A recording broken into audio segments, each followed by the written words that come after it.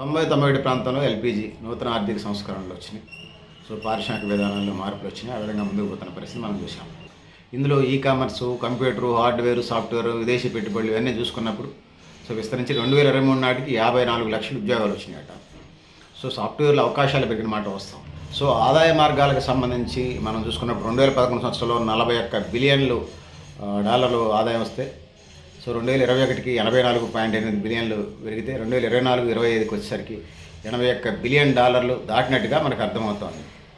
So 2023-24 71 మిలియన్లకు తగ్గింది మళ్ళీ corona కారణాలు కాబట్టి. సో స్థూల పెట్టుబడి సగటు 0.3%గా ఉన్న పరిస్థితిని మనం చూసాం. సో ఏ విధంగా చూసినా సగటు తరలింపు 18%గా ఉంది.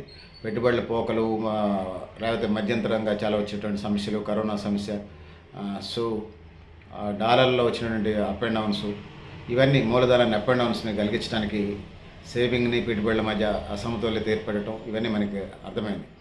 ట్యాక్స్ ఆర్బిట్రేజ్, ట్రేడ్ బేస్డ్ మార్గాల్లో ముందుకెళ్లాల్సిన అవసరం అయితే మనకు కనపడతా ఉంది.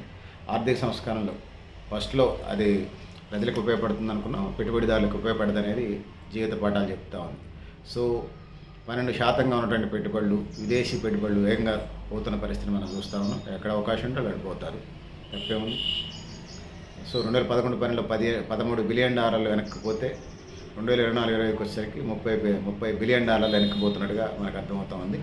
సో ఇందులో ప్రధానంగా రెగ్యులేటరీ అసమర్థతలు, మౌలిక వస్తువుల కొరత, అనూహ్యమైనటువంటి విధానాల వలన అంటే రాజకీయ స్థిరత్వం, సరైనటువంటి అవినీతి కూడా ప్రధానమంత్రి చెప్పాడుగా తన ముఖ్యమంత్రి ఉన్నప్పుడు ఇతర రాష్ట్రాల నుంచి అక్కడికి జరిగినటువంటి పరిస్థితి.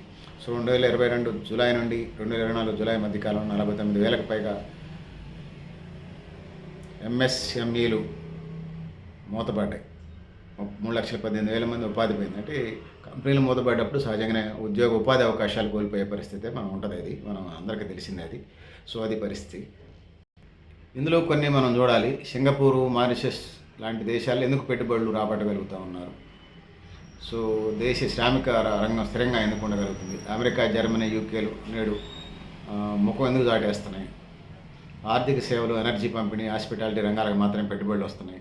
ఈ రంగాల్లో కూడా జీడీపీ పెరుగుదలకి హెల్ప్ఫుల్గా ఉంటున్నాయి. పరిశ్రమల, మౌలిక వస్తువులు, ఆధునిక సాంకేతిక ముఖ్య రంగాలు ఇవి కూడా బహుముఖ ప్రయోజనాలు కలిగి ఉన్నాయి. స్థూల జాతీయత, ఆర్థిక ఉత్పత్తికి సంబంధించి, ఎఫ్డీఐలకు సంబంధించి ముందుకు పోతున్నాం. విదేశీ పెట్టుబడులు వల్ల కూడా ఉపయోగాలు ఉన్నాయి. సో దేశానికి సంబంధించి ఉపాధి రంగాన్ని, పెట్టుబడులను పెంచుకొని, ప్రాఫిట్స్ని పెంచుకొని, మన దేశానికి ఉపాధి పెంచుకొని, పెట్టుబడి వల్ల దేశానికి లోకల్గా ఉన్న సిఎస్ఆర్ ఫండ్స్ కూడా తీసుకుని ఉపయోగం చేసుకుని ముందుకెళ్ళాలి. సో మంచి విధి విధానాల వలన ఇది సాధ్యమైంది. దేశాభివృద్ధికి బాటలు వేయాలి. ఇది దానికి పాలకవర్గాలు ముందుండి నడిపించాల్సిన బాధ్యత ఉందని తెలియజేసుకుంటూ, పెద్దల మిత్రులారా మీరు కూడా మీ అభిప్రాయాలను కామెంట్ బాక్స్లో అయినా తెలియజేస్తున్నాను.